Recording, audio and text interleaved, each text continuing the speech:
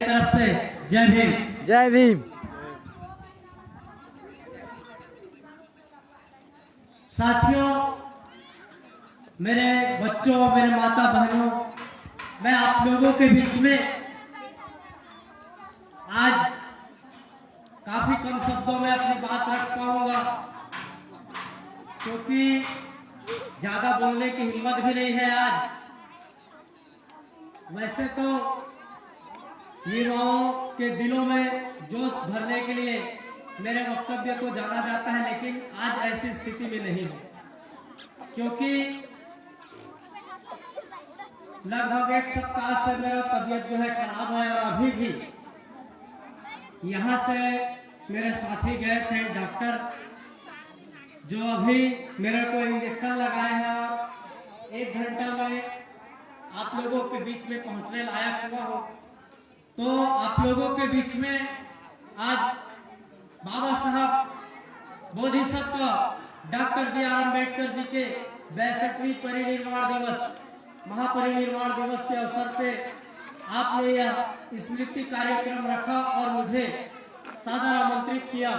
इसके लिए आयोजक समिति, ग्राम पंचायत टंडी के समस्त माता बहने, ग्रामवासी, पंच, सरपंच, जितने भी गणमान्य नागरिक, मेरे अतिथि और इस मंच में उपस्थित तमाम साथी, सभी को एक बार मेरे तरफ से पुनः सादर क्रांतिकारी जय भीम।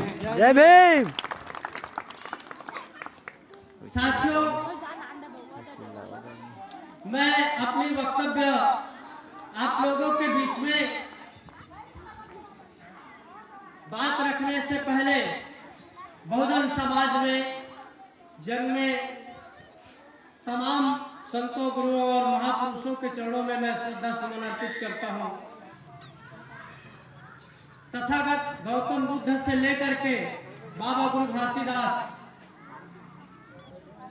जो हमारे तमाम महापुरुष हुए, जिनकी बदौलत आज हम इस मंच पे बैठे हुए हैं और अपनी बात आप लोगों तक शेयर कर पा रहे हैं, उन सभी के चरणों में श्रद्धा सुमन अर्पित करते हुए हमें ये मंच प्रदान करने वाले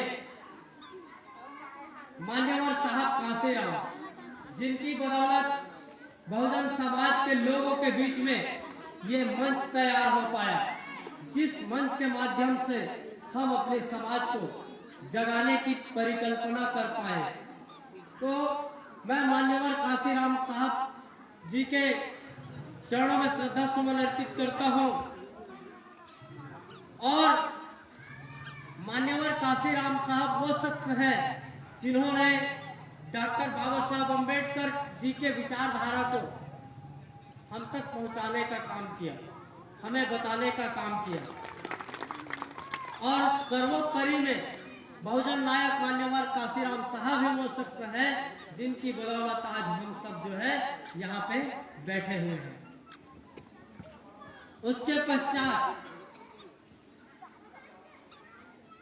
आज मैं आप लोगों के बीच में जो बोल पा रहा हूं, ये बोलने का हिम्मत प्रदान करने वाले या आपके ऊपर जो छोटी मोटी अत्याचार से लड़ने की जो ताकत मुझे मिली है, जिनके विचारधाराओं से मैं प्रेरित होकर आप लोगों के बीच में अपना वक्तव्य रखने के लिए आया हूं, तो बाबा साहब डॉक्टर बी.आर. अम्बेडकर और मान्यवर कांसीराम साहब जी के विचारधारा पर चलने वाली भीम आर्मी संगठन और उनके संस्थापक बड़े भाई एडवोकेट चंद्रशेखर आजाद जी और राष्ट्रीय अध्यक्ष माननीय विनय रतन सिंह जी और छत्तीसगढ़ की धरती पर जन्म लेने वाले मेरे भाई राजकुमार जांगड़े जी, भीम आर्मी प्रदेश अध्यक्ष जी, और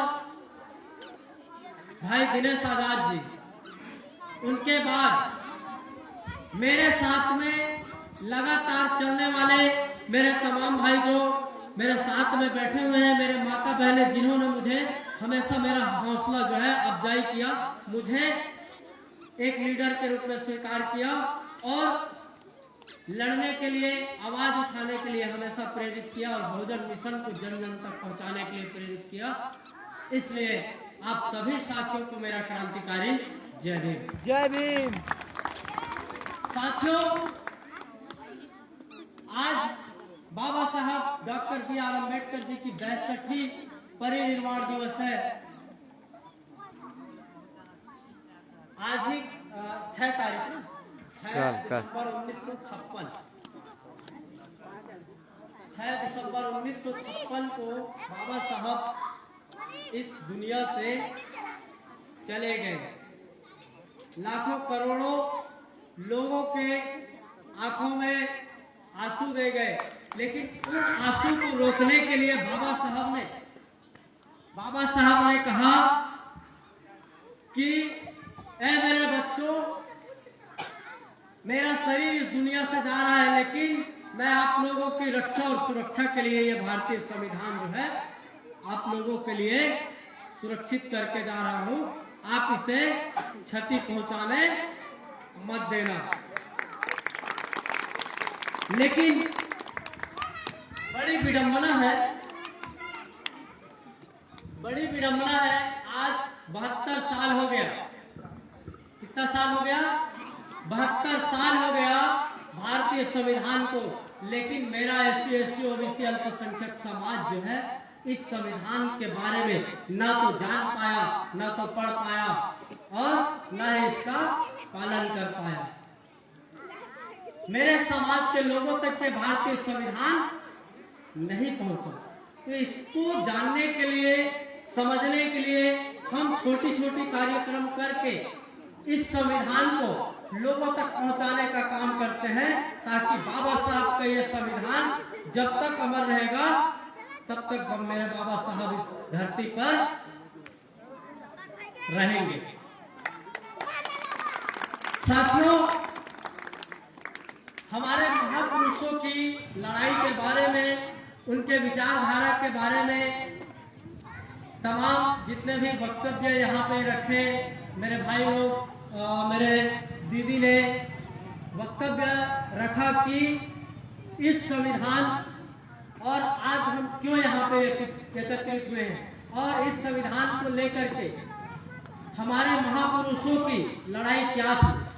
तो हमारी महापुरुषों की लड़ाई ये थी गैर बराबरी वाली व्यवस्था से थी, क्योंकि आर्टिकल 1 से लेकर के 35 तक में हमारे मूल अधिकार जो सुरक्षित किए गए हैं वो समानता पे आधारित है। किस पे आधारित है? समानता पे आधारित है। लेकिन मेरे बाबा साहब ने ये चित्र में आप लोग देखिए, ये चित्र में आप लोग एक बार देख सकते हैं। बाबा साहब संविधान को तैयार कर दिए, लेकिन किनके हाथों में दे रहे हैं? उन लोगों के हाथों में दे रहे हैं उस समय जो लोग शासन सत्ता में थे। और उन्हीं लोगों के लिए बाबा साहब ने कहा था कि इन लोगों में न्यायिक चरित्र नहीं होता। और इसीलिए बाबा साहब ने कहा कि संविधान चाहे कितना भी अच्छा क्यों ना हो, यदि उसे लागू करने वाले व्यक्ति अच्छे नहीं होंगे तो संविधान निश्चित ही बुरा साबित होगा। और यदि संविधान लागू करने वाले लोग अच्छे लोग हैं तो संविधान कितना भी बुरा होगा लेकिन अच्छा ही साबित होगा। ऐसा क्यों कहा? ऐसा इसलिए कहा क्योंकि उन्होंने इस देश के शासक वर्ग को संविधान लिख करके दे दिया था। और 26 जनवरी सन 1950 को जब लागू हुई तो मैं आप लोगों को पूछना चाहता हूं, आर्टिकल 14, 15, 16, 17 बुद्धिजीवी लोग जवाब देंगे, क्या आर्टिकल 14 लागू हुआ? नहीं। लागू हुआ है इस देश में? नहीं। आर्टिकल 15 लागू हुआ? नहीं। आर्टिकल 17 लागू हुआ? आर्टिकल 19 लागू हुआ? नहीं। आर्टिकल 21 का लागू हुआ? नहीं हुआ। तो फिर हम किस संविधान की बात कर रहे हैं? आर्टिकल 17 में अस्पृश्यता का अंत किया गया। आज बाबा साहब को परिनिर्वाण दिवस के दिन मैं बात करूंगा केवल और केवल इस संविधान की, क्योंकि बाबा साहब का आत्मा इसमें बसता है, और जब तक ये है तब तक ये बाबा साहब मेरे लोगों के दिलों में रहेंगे, और इस देश का कोई भी व्यक्ति इस चीज को नकार नहीं सकता। तो आर्टिकल 17 में अस्पृश्यता का अंत किया गया, लेकिन क्या मेरे देश से छुआछूत खत्म हुआ? नहीं हुआ। अगर ऐसा होता, छुआछूत खत्म हो गया होता, आर्टिकल 15 लागू हो गया होता, आर्टिकल 14 लागू हो गया होता, तो हर जगह से हमें समानता का अधिकार मिलता और एक विशेष वर्ग का प्रतिनिधित्व नहीं होता। होता क्या? नहीं होता। मैं इस मंच के माध्यम से आप लोगों को बता दूं कि इस संविधान को इसलिए लिखा गया क्योंकि एक समय था गैर बराबरी वाली व्यवस्था जो है लागू थी। एक व्यवस्था उन लोगों के पास में था जो किसी व्यक्ति के मुख से पैदा हुए थे। हम आप लोग जो बैठे हैं वो प्रकृति के नियमानुसार एक समान इस धरती पर पैदा हुए हैं, लेकिन कुछ लोग इस देश में आधिपत्य जमाने वाले लोग किसी व्यक्ति के मुख से पैदा हुए थे। वो लोग इस देश के मूल निवासियों को क्या समझते थे? कीड़ा मकोड़ा समझते थे, शूद्र और तमाम तरह के, जिसमें SC ST OBC अल्पसंख्यक के लोगों को रखा जाए। और आज तक उनके साथ हम तुम भारतीय संविधान का पालन करते हैं, लेकिन वो लोग संविधान का उपयोग करते हैं क्योंकि संविधान उनके हाथ में है, कलम उनके हाथ में है। दूसरी बात, आर्टिकल 21 का, जिसमें हमें, जैसे भाइयों ने कहा कि शिक्षा का निजीकरण हो रहा है, शिक्षा का बाजारीकरण हो रहा है, तो इसके कारण कौन लोग हैं? इसके कारण हम ही लोग हैं, क्योंकि शासन सत्ता में हमने जिसको भेजा हमारी आवाज बुलंद करने के लिए, वो लोग जो है कुछ जो है निजी स्वार्थ के लिए या चंद मान सम्मान या चंद रुपयों की खातिर उनके अपने मुंह में फेविक्विक लगा करके जाते हैं। और वो लोग, इसीलिए मैं कहता हूं कि पार्लियामेंट में जितने लोग बैठे हैं, हमारे अपने लोग जिनको मैं अपना कहता हूं, वो कोई हिजड़े से कम नहीं है, वो सिर्फ पार्लियामेंट में तालियां बजाने का काम करते हैं। तो ऐसे लोगों को सबक सिखाने के लिए ये जो गैर बराबरी वाली व्यवस्था है, एक आदमी सर से पैदा होता है, मुख से पैदा होता है, एक आदमी भुजा से पैदा होता है, एक आदमी पैर से पैदा होता है, और एक आदमी ना जाने कहां से पैदा होते हैं। लेकिन भारतीय संविधान में लिखा गया कि कोई भी व्यक्ति कहीं से भी पैदा हो, उससे हमें मतलब नहीं है। हमें इस भारतीय संविधान के अनुसार नारी पुरुष में यहाँ पे 2 जातियां हैं और वो दोनों एक समान है। ये तुम्हें और तुम्हारे बाप को भी मानना पड़ेगा।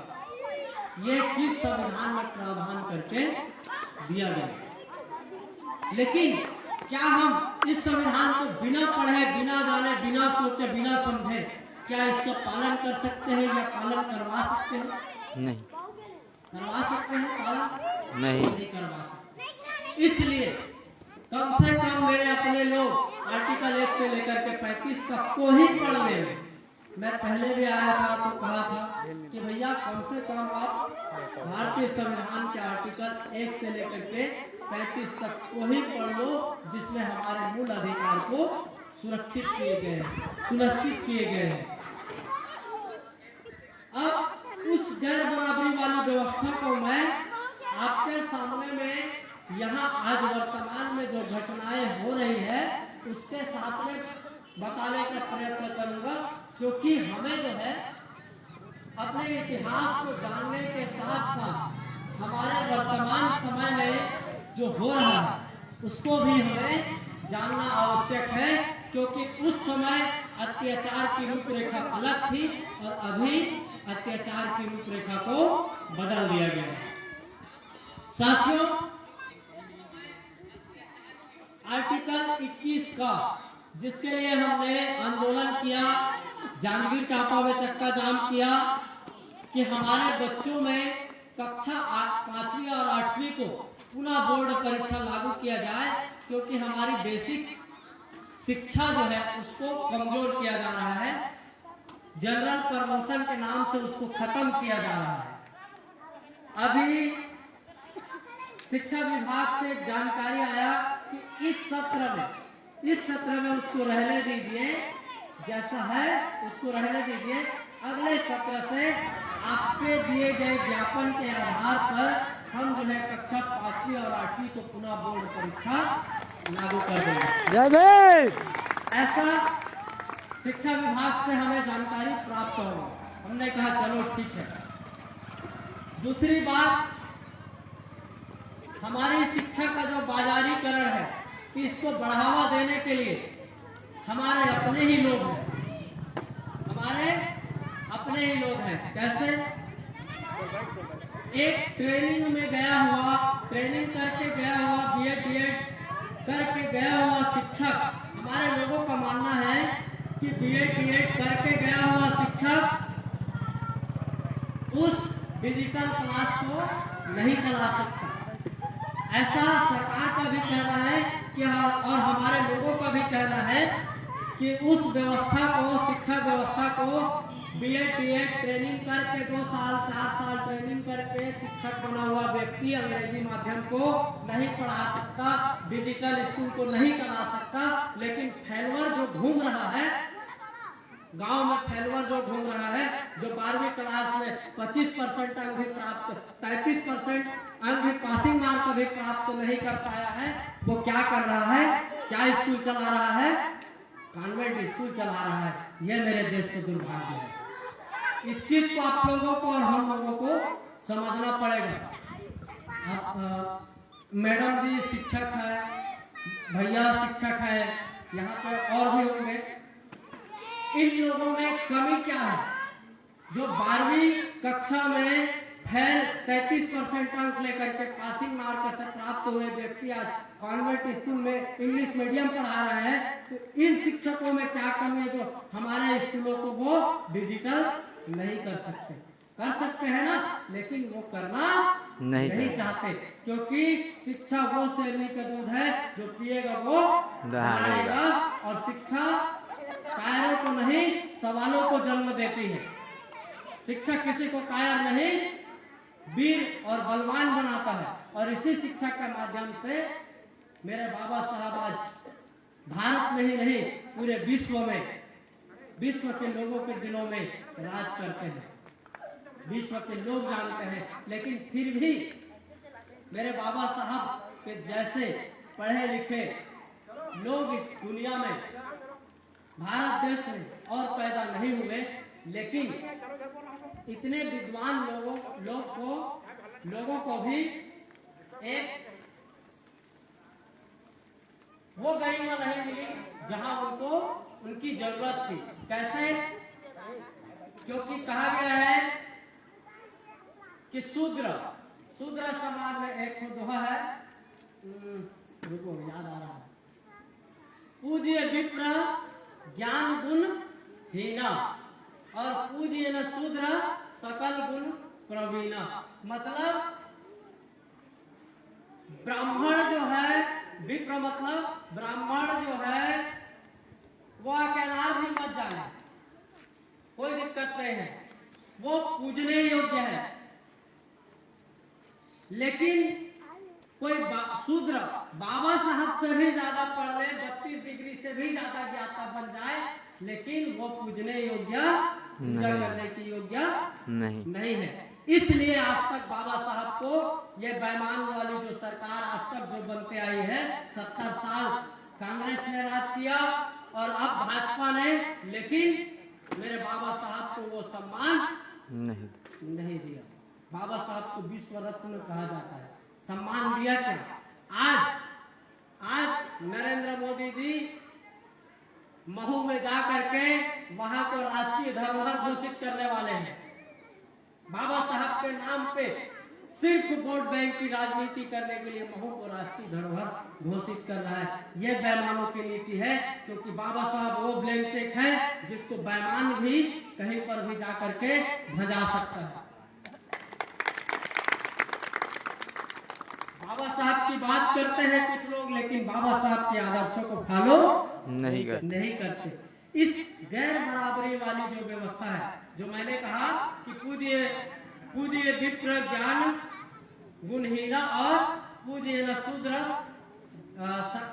ज्ञान गुण सकल प्रवीण, एक गैर बराबरी वाली व्यवस्था से, ये गैर बराबरी वाली व्यवस्था से हमारे पूर्वजों की लड़ाई थी, और उस लड़ाई को हम आप लोगों के सहयोग से आज तक लड़ते आ रहे हैं और लड़ते रहेंगे।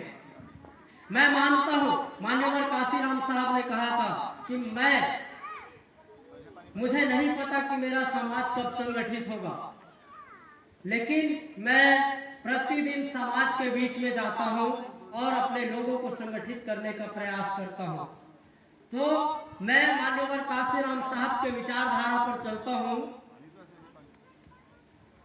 तो प्रतिदिन आप लोग फेसबुक, व्हाट्सएप या ट्विटर में देख सकते हैं, किसी न किसी माध्यम से आप लोगों को पता चल जाएगा कि मैं कोई नेता नहीं हूं। मैं आप लोगों का बेटा हूं, समाज का बेटा हूं। समाज की गतिविधियों से मुझे लेना देना है, मुझे पीड़ा है समाज की स्थिति परिस्थिति को लेकर के। इसलिए रोज समाज के बीच में जाता हूं और अपने लोगों को समझाने का प्रयास करता हूं, उनको एक मंच पे लाने का प्रयास करता हूं, विचारधारा को बदलने का प्रयास करता हूं। ये मैं नहीं जानता कि मेरा समाज कब संगठित होगा, कब शिक्षित होगा, कब एक जगह में बैठेगा, कब शालीनता से बात सुनेगा। ये चीज को मैं नहीं जानता हूं।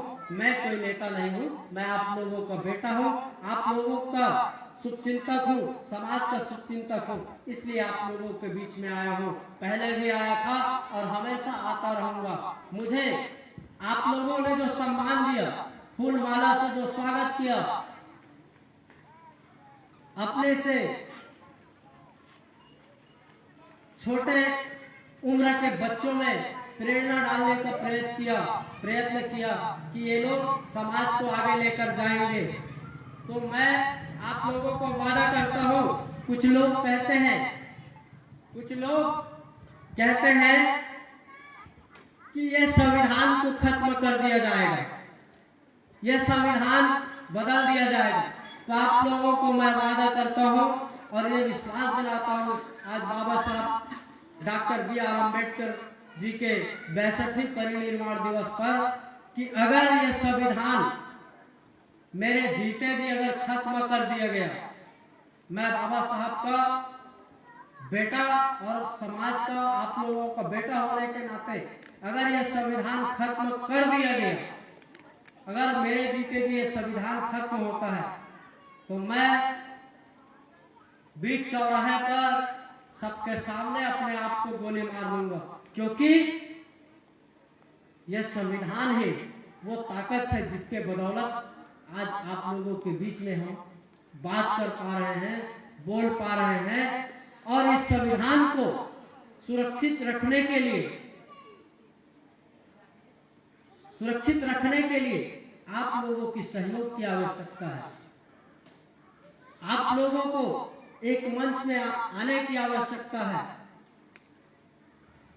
हमारी और हमारे पड़ोसी की स्थिति को सुधारने की आवश्यकता है, क्योंकि भैया आग लगेगी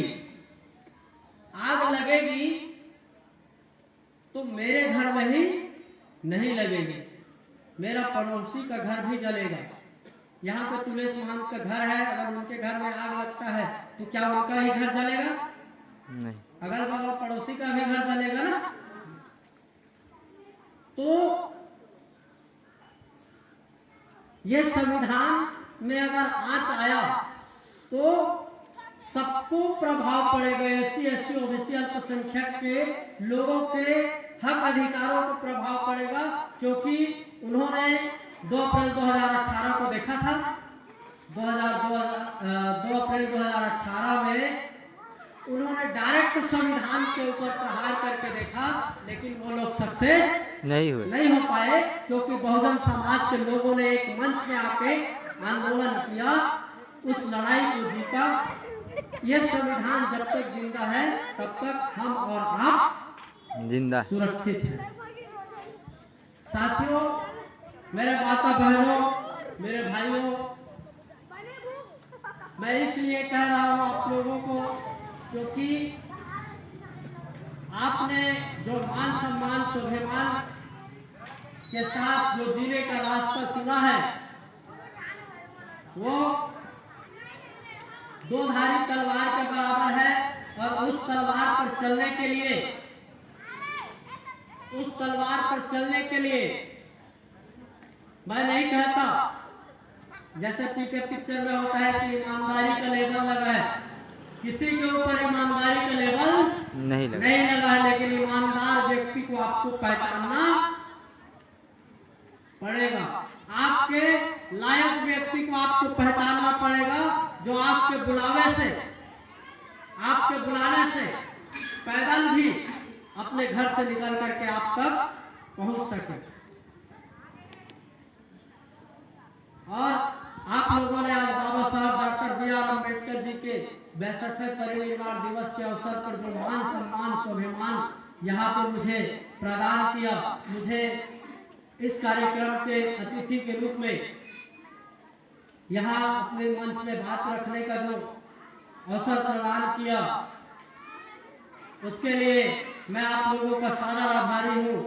और आयोजक जो टीम है, इस कार्यक्रम के आयोजक जो टीम है, भीम आर्मी भारत एकता मिशन ग्राम मंडी,